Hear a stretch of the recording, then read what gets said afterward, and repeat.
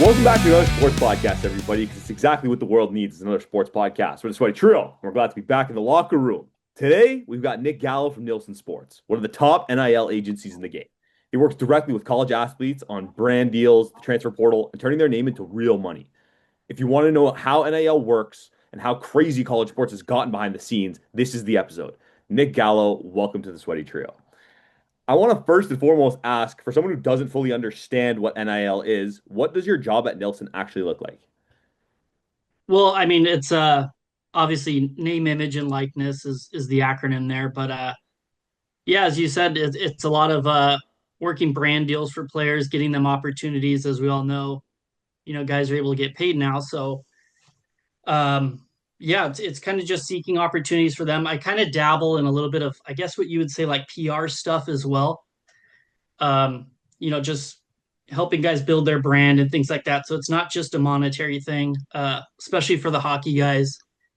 As you guys know, hockey and football, the NIL landscapes are pretty different. The bags are different, things like that. So, yeah, it kind of encompasses a lot of things, but that's kind of generally what it is. When it comes to your day to day, are there any common conceptions, whether it's athletes or even just people asking about your day to day that people have about the NIL? Sorry, could you repeat that? Yes, sorry. Is there any misconceptions that athletes or even just people in general have about NIL and kind of what it is and what they do? Oh yeah, a ton. Yeah, a lot of times the people who are yelling the loudest about NIL like have no idea what it even is. But I guess that goes for a lot of things nowadays, right? Like the experts are always the loudest ones, right? But yeah, there's a ton of misconceptions, mostly about it ruining college sports. I mean, it's just completely crazy. I absolutely disagree with that. And I don't disagree because I'm in the NIL world. I'm in the NIL world because I disagree with that. Um, it just, I guess the term you could kind of use is sort of gatekeeping, when people are upset about college athletes who, at the end of the day, you could look at them as like big money makers, which they are, Yeah. especially some of these huge, football household names at the college level. So people kind of kicking and screaming about them, getting opportunities and making some money is just that to me is always the funny one to see. It's just like what are you guys on about? Especially to the point where these leagues are building state-of-the-art stadiums. Like, I think Alabama Stadium is like $4 or $5 billion. It's like, at least let the kids get in on some of the money that's being made off their work. Yeah, absolutely. I mean, it's just you just laid it out right there. It's pretty simple point. I don't know why we get lost in the weeds sometimes coming up with these, doing these backflips trying to justify why they should not get compensated. It's crazy. I just absolutely don't understand it. But here we are, and I guess to their you know going against them, guys are able to get compensated. So good for them, as they should. 100%. This is more of a football specific question given the EA relationship with the NCAA games that they put out and then they stopped and then they finally released one. But last Mhm. year, 2 years ago, how does that work necessarily if you know, because I know it's football and you're in the hockey world, but how does that work with companies like EA around the licensing and the NIL around using players and stuff like that? So that was one.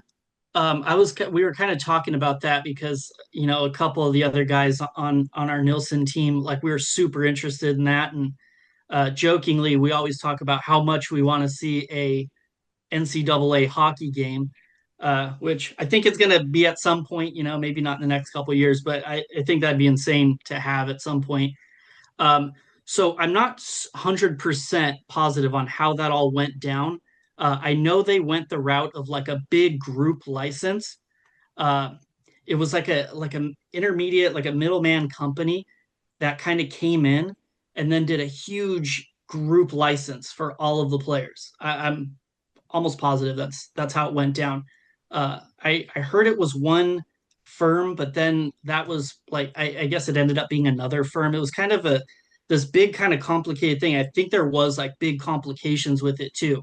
Um, things got a little bit messy. Once again, I don't know the exact details of it, but I know things got a little messy. It was like a big ordeal. So a ton of moving parts there. But yeah, it was a group license is how they kind of did that. So just from knowing that, once again, like us or me specifically, dying to get something in the hockey world similar, uh, just because I know how much people freaked out about college football coming Yeah. back on, a huge success. So, also it kind of works as a little bit of like a marketing piece for the sport. So that would be, if people are willing to put in the work and kind of go through the hurdles, I think that would be something that would be massive for hockey, like it's been with football. But yeah, it was really interesting to kind of learn how that went down. I was having a conversation with one of my buddies he's a very big junior hockey guy in Canada specifically. He loves the OHL. And just given, the time of year with the World Juniors and now you're seeing guys on Canada specifically like Martone, McKenna, Ivan Kovic that are now going from the OHL or the dub to play college hockey. Do you think that's more of an NIL thing or is that more of a developmental thing to get ready for like McKenna and specifically, it's his draft year. What's your take on that? That's a great question. I think it's both, honestly. Um, it makes sense with the NIL landscape now opening up and being more attractive to all players, especially high end players like a McKenna. Um, and then developmentally, you see it. Yeah, I mean, I don't know if you guys have heard at all about what's going on with the Spangler Cup right now, but for the first year, they sent a team of collegiate players to the Spangler Cup to play some of the top teams in Europe, which comprise of, several former NHL players and NHL caliber players, so very, very elite European teams. And the college guys have been doing well. I think they won their bracket. Um, so the quality has gone way up. And as an American guy, it's good to see. Growing up, I was more biased toward the WHL, being in California. I used to scout for a team in the WHL, so that I was always pumping the tires of the WHL route. And so it's been great to see the NCAA now really just laying it down as far as development and being kind of really the place, I guess. Maybe it's a point of debate, but to see that come around has been really cool. When it comes to the recruitment process, kind of walk us through like what that is for you. Do you work directly like with any brands, any athletes, any specific schools? Yeah, I mean, as of right now, it's been more individual on an individual basis. We have right around 20 hockey players. Several of them are pro, probably a handful of pro guys, and then the rest are just high level college hockey players. Most of them are NHL draft picks, and some of the guys who are really you know digging the tunnels on the football side of things. They've been super busy. I think we're closing on like 100 football players now. Oh So wow.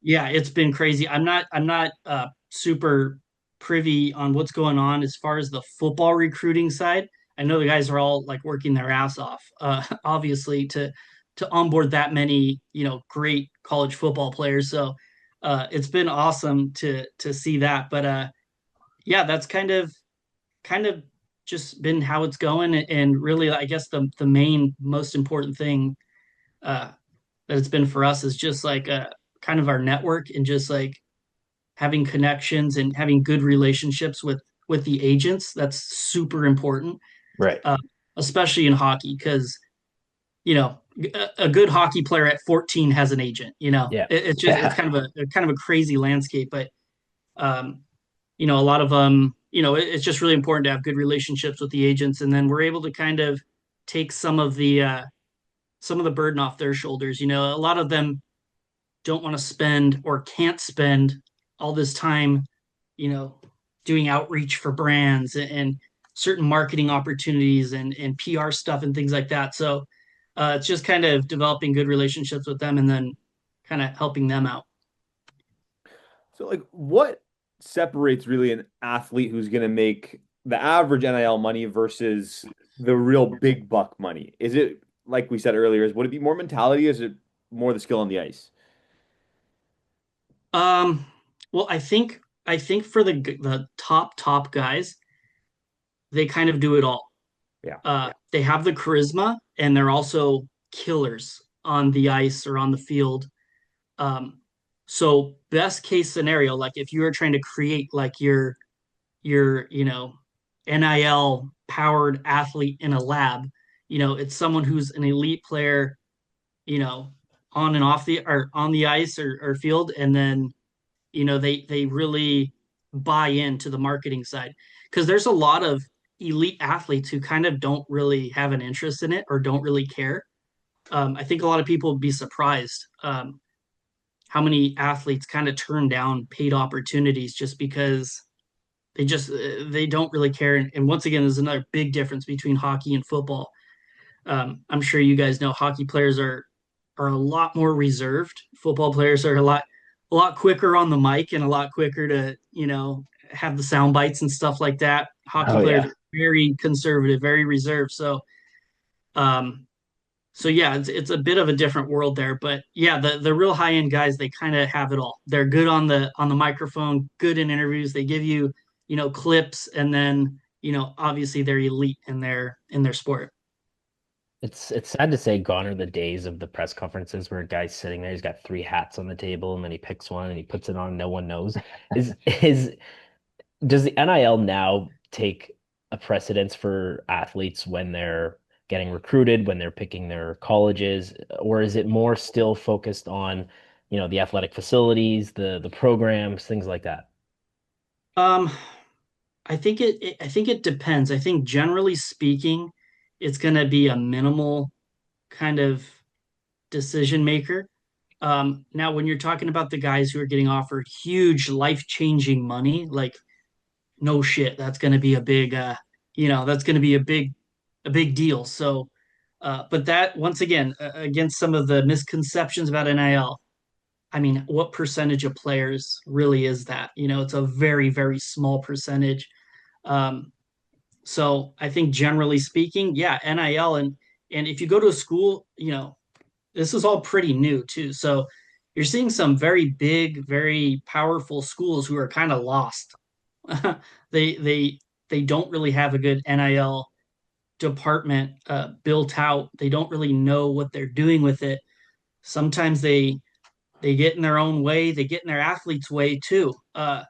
So yeah, I mean, there are some situations where teams, maybe some of the bigger teams that would surprise people aren't really prepared as far as the NIL stuff goes. So it would be smart to, yeah, just kind of it's another thing for athletes to know now, right? Like they got to know if they're going somewhere where their NIL department's a shit show. I always found the transfer portal pretty interesting. I have Bleacher Report on my phone, and sometimes I'll open it and see like this guy is going to Oklahoma and is transferring to OS or Ohio, whatever it is. Is there any factors you would say apart from playing time that kind of factor into that player's decision to enter the portal? Um, Not you mean like big schools versus small schools, or just Yeah, sure. Let's use that as an example. yeah. I'm not sure. You know what? Sorry, could you repeat that again? Yeah. So when it comes to the I think I transfer might have misheard portal, you. when it comes to the transfer portal, would you say apart from playing time, are there any main driving factors that help the player make that decision to enter the portal? Um, I'm not sure. I'm not sure really. I don't know if I have a good answer for that one. Because that's more of a case to case basis, eh? Yeah, it Yeah. really is. It really is. It's going to be so different for every guy. On the other side of it, how insane is the transfer portal that on your side compared to what the fans see? Because we obviously don't get to see everything, but on your end, you must be seeing a lot more factors. And how does the entire transfer portal from your end look, and how would a random fan like myself be able to digest that if we were looking at it? Well, I guess kind of going back to the previous kind of question. Yeah, it's I think on our end we see guys weighing in a lot of things, a lot of factors. For like the casual fan who's just kind of learning about NIL and see it like kind of on the base level, they really just see dollar signs, right? I mean, that's kind of the thing. They just see the dollar signs, and that's really all there is to it. But there's just so many factors, and once again, it's all kind of new. So there's like this whole education component now that needs to take place, kind of behind the scenes with their player representation with us, things like that. So there's a ton of little moving pieces that go on, a lot of legality stuff, and uh, yeah, there's just a lot to it. And I guess that kind of answers again the kind of misconceptions. People just think it's straightforward, dollar stuff, but there's so much, red tape and now bureaucracy, and now you have these big governing bodies involved and trying to legitimize and all this stuff. So yeah, it just gets super super complicated, I guess, when you really like scratch the surface. So overall, has NIL made college sports better? It has for sure, but it's also made it messier, I guess. Yeah. Yeah, yeah, kind of. Yeah, I don't know if it's really, I don't know if I have an opinion on if it's made it like better or worse. It's made it different. It's changed, it's changed a lot of things. I think once again, like I think in certain situations you could say, this wasn't good for the sport, or in certain situations you could say this was a long time coming for the sport. So sort of situational again there. I want to ask you if, with your experience with all these schools, are there certain schools who are adopting NIL better and kind of maybe not running it as a franchise, I would say, but maybe as well a franchise because these are athletes and they're getting paid to do it. So are there some schools that you're seeing that are taking NIL to push their school into a route of a franchise rather than a collegiate team? Yeah, yeah, for sure. I mean, to say like all schools in NIL are different is like very, very obvious, especially in, once you're like kind of doing the work I do. Uh, you really find out like, whoa, this is very, very different across the board. So, Are there like I any said, some schools, are prepared, some are not. are there any schools in particular you're comfortable kind of shouting out about how they've masterfully taken on NIL and been able to create relationships with their players and their NIL agencies? Huh. Let me see if I could give you any specific ones. I know there's been a handful who do like some outside the box stuff. Um, I know that the legal representation at Nilson Sports is a guy, Dan Green. He's very involved with Union, um, and they do some really cool stuff. I see. Um, yeah, I don't know. There's kind of a good handful. Um, they're the ones that kind of are very out with it and like launching their team stores and launching all sorts of stuff, and like they're very open with it. Like and then there's some who you just kind of don't really hear stuff, and some bigger schools too. And yeah, I mean they're all just getting used to it too. It's like growing pains for some of them, but some of them are a little bit ahead of the game for sure. So you deal with dozens of athletes, and I'm sure that comes with a bunch of different personalities. Is there any kind of pressure that they put on you, maybe specifically or just in general? Something like, I want this in my deal as opposed to this, anything like that? Not really. I mean, we've been fortunate to where we're able to onboard athletes who like buy into the whole NIL thing and they like want to do it and want to be a part of it. Um, so we have a lot of really really great guys. Where it does get kind of, I guess, difficult is just the sheer number of like that's another thing that people don't know. Like it is hard work to get one kind of partnership activation, to get one across the finish line. It takes a long time. It is hard work. It's a lot of follow up and Right. communication. And then you need the player to agree with this. And then you're back and forth, and everything has to align. And then you have to make sure it's all legal. It's all good by the school. It's all good by their player representation. Like to get one thing across the finish line is nuts. And that even goes for like free product deals and stuff too. I mean, it's a just endless communication on one. So to do that for X amount of players, I kind of like the sort of pressure you kind of mentioned in the question. Like, for sure, I feel pressure. Like, I want to feed all the mouths. Yeah, yeah. I'm not happy if I get one cool, deal for one player. It's like, I try to make it happen for everyone, and that's like, it's really unrealistic at the end of the day. But um, yeah, I guess that's just like kind of my nature. If I'm in a position to help some guys out, like I want to do well and get everyone involved. So yeah, it gets really difficult to get multiple things in the fire at one time.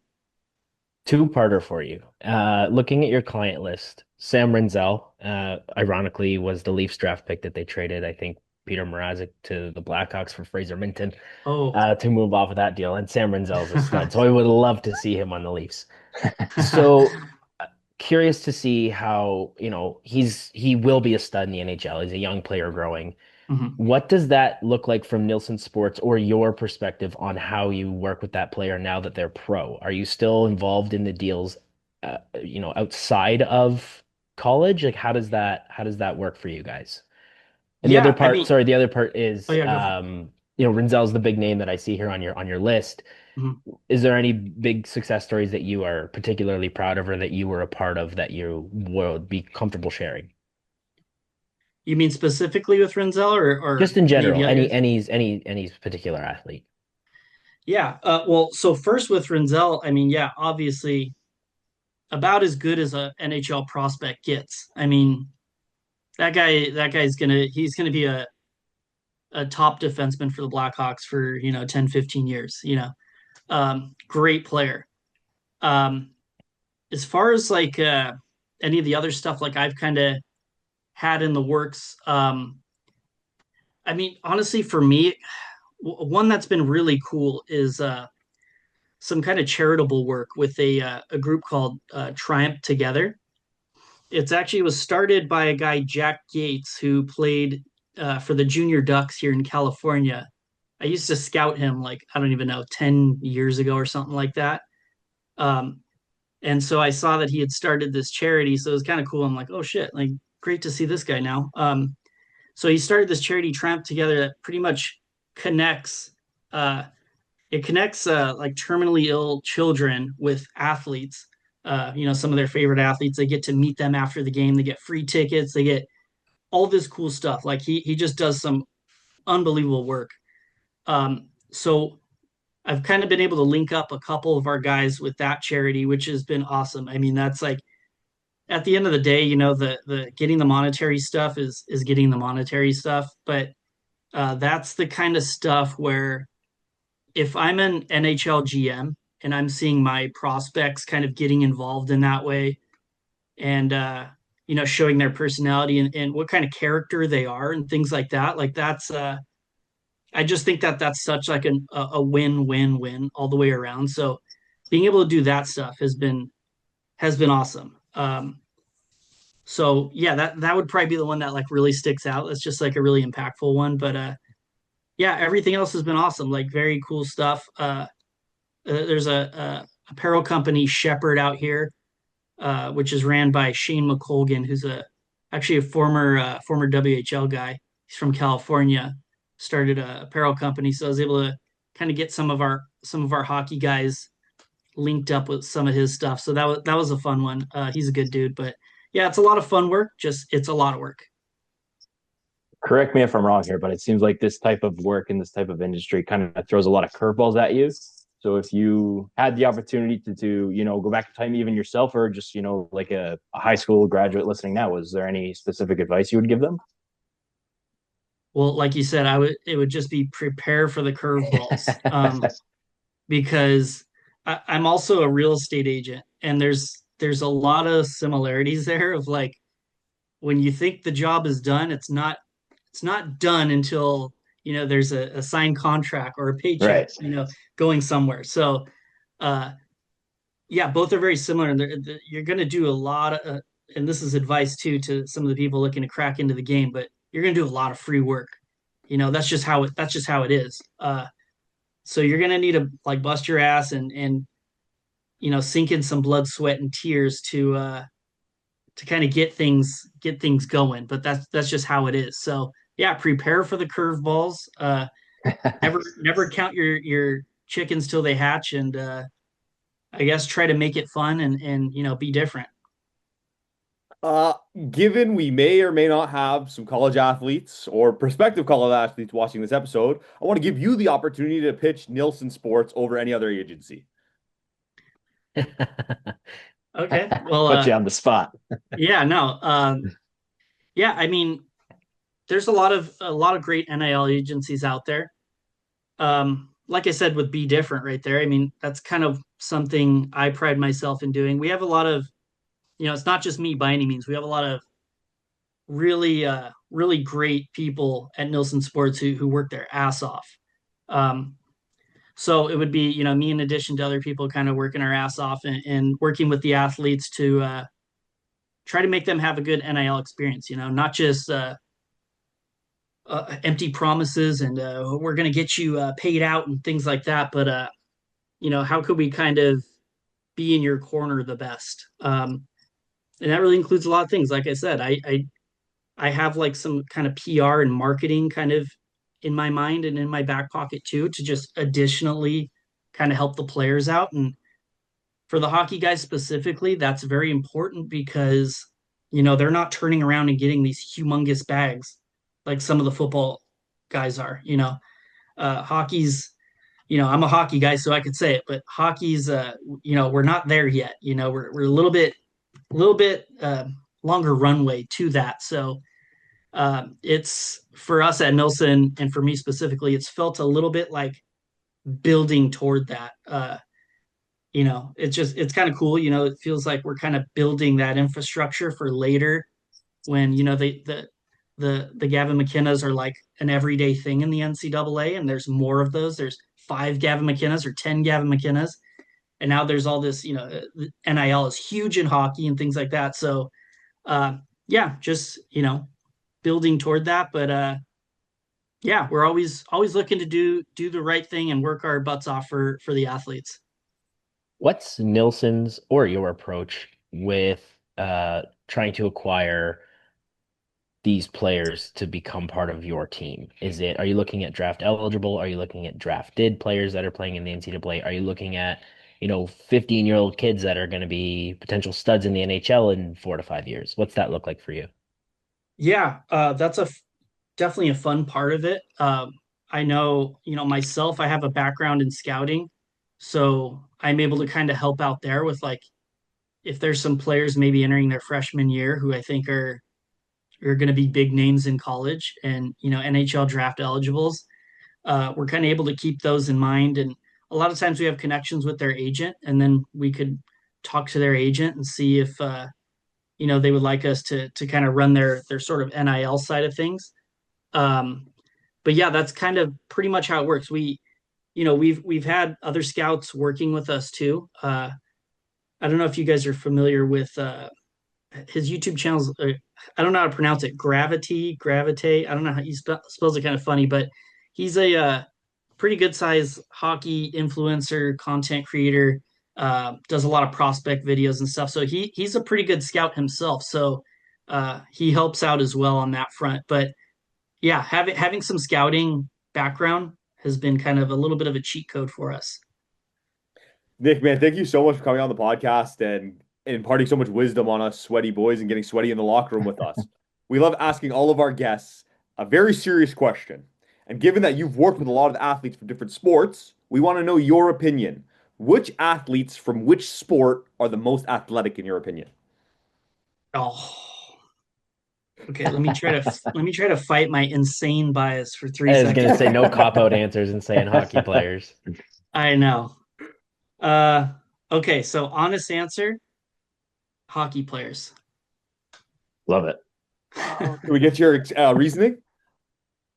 Well, I mean, let's take a middle of the pack NHL player and a middle of the pack NBA player and have them switch sports for a day and see which one looks more goofy.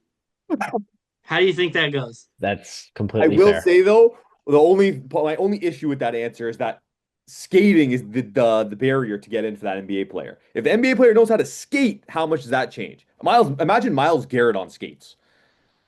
Imagine Miles Right. Garrett in the NHL. Okay, but now imagine Miles Garrett shooting a puck.